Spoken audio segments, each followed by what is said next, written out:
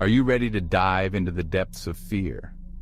Imagine a world shrouded in mist, the air thick with the smell of damp earth and the unsettling silence of a forgotten lake. Tonight, we explore 3 bone-chilling encounters from the world of fishing. Hold your breath and brace yourselves, because what you are about to hear might just make you rethink ever dipping a toe in the water again. Our first tale takes us to the secluded shores of Lake Willowbrook, nestled deep within a sprawling forest. It was meant to be a peaceful fishing trip for 2 friends, a chance to escape the noise of the city and reconnect with nature. John and Mark, seasoned anglers, set up their gear on their usual spot, a small wooden dock that jutted out into the lake. They cast their lines, the lures disappearing beneath the glassy surface, and settled in for what they hoped would be a day of bountiful catches and easy conversation. As the day wore on, the sun began its descent, painting the sky in hues of orange and purple. Still, the fish remained elusive. John, ever the optimist, suggested they stay a little longer, convinced that the twilight hours would bring about a change in their luck. And he was right. As the last rays of sunlight faded, John's fishing rod bent sharply, the line whizzing through his fingers as something powerful took hold. It was a fight unlike anything he'd ever encountered. This wasn't some smallmouth bass or a feisty trout. This was something massive and relentless. Mark rushed to his friend's side, his eyes wide with a mixture of excitement and concern. They'd both hooked their fair share of trophy fish, but the sheer force on the other end of John's line was something else entirely. "It's like reeling in a truck," John gasped, his arms aching as he struggled to maintain his grip. The water churned violently, the shadowy form of their catch moving beneath the surface like a creature from a horror movie. Minutes stretched into what felt like an eternity, the 2 men locked in a battle of wills with the unseen monster. Just when John felt like his arms would give out, the creature surfaced, and what they saw sent a shiver down their spines. It wasn't a fish at all. A grotesque, pale face, with eyes as black and cold as the depths of the lake, stared back at them. Its mouth, a gaping maw filled with rows of razor-sharp teeth, opened in a silent scream.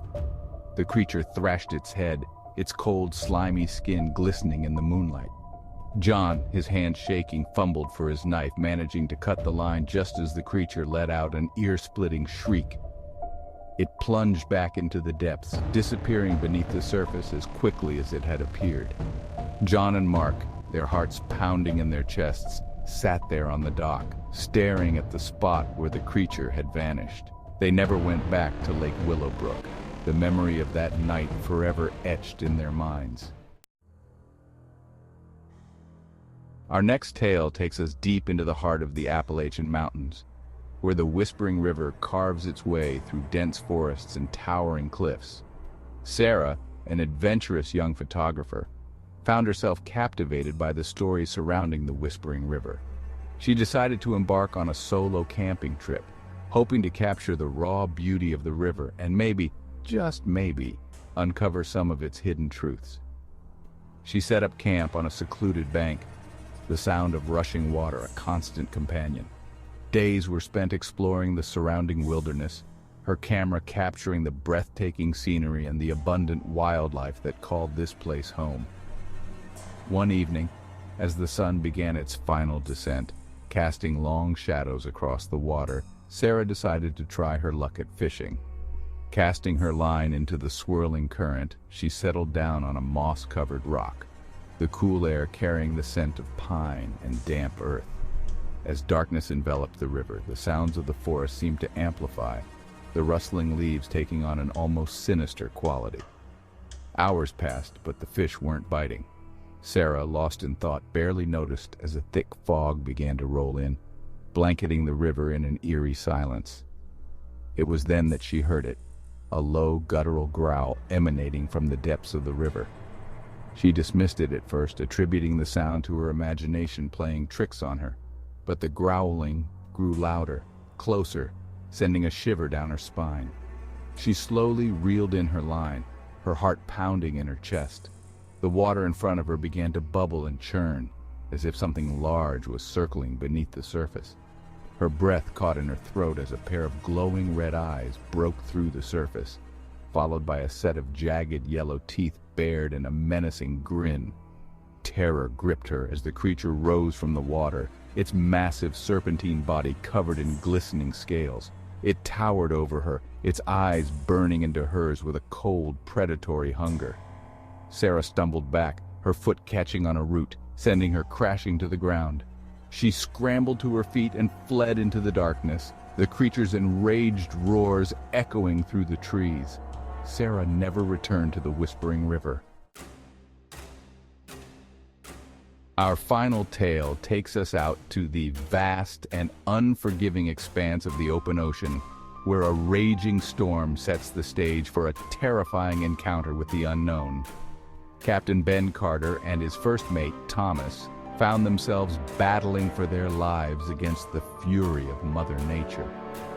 The fishing vessel, the Seawolf, was tossed about like a toy boat in the churning waves, the wind howling like a banshee through the rigging. Lightning illuminated the sky in blinding flashes, followed by deafening claps of thunder that seemed to shake the very foundations of the sea. "Thomas, this is getting worse, Captain. Captain Carter, she's a sturdy vessel, Thomas. We can weather this storm." But deep down, a knot of unease tightened in his gut. The waves crashed over the deck, threatening to swallow them whole, and the wind threatened to rip the sails to shreds. As the night wore on, the storm showed no signs of abating. The Seawolf was being pushed further and further off course, their radio rendered useless by the electrical interference from the storm. They were alone, at the mercy of the raging sea. Then, through the howling wind and the deafening crash of the waves, they heard it, a sound that chilled them to the bone. It started as a low, mournful wail carried on the wind. It was a sound that seemed to emanate from the very depths of the ocean, a sound that spoke of ancient sorrow and unspeakable horrors. "Thomas, what in God's name was that?" "Captain Carter, I don't like it, Thomas. I don't like it one bit." The wailing grew louder, closer, morphing into a chorus of screams that seemed to surround them. The hair on the back of their necks stood on end, their hearts pounding against their ribs. Suddenly the ship lurched violently, throwing the two men off their feet. They scrambled back to the railing, their eyes scanning the turbulent water, and that's when they saw it. Rising from the depths, illuminated by a flash of lightning, was a creature of nightmares. Its massive, pale form dwarfed their ship, its tentacles, each thicker than a man's torso, reaching out from the water, dripping with slime and seaweed. The creature's eyes, huge and luminous, stared at them with an intelligence that was both chilling and unsettling. It let out another ear-splitting shriek, the sound vibrating through the very core of their beings. Captain Carter and Thomas could only watch in terror as the creature wrapped its tentacles around the Seawolf, its grip like a vice. The ship groaned and creaked under the strain, threatening to buckle and break at any moment. The creature squeezed, its massive body constricting around the ship, pulling it slowly beneath the waves. Captain Carter and Thomas clung to the railing, their faces pale with fear, as the ocean swallowed them whole. The storm raged on, oblivious to the fate of the Seawolf and its crew. These chilling tales serve as a stark reminder that the water, for all its beauty and tranquility, holds secrets that are best left undisturbed. So the next time you find yourself drawn to the water's edge, remember the stories of Lake Willowbrook, the Whispering River, and the ill-fated Seawolf. The water is never safe. Sleep tight.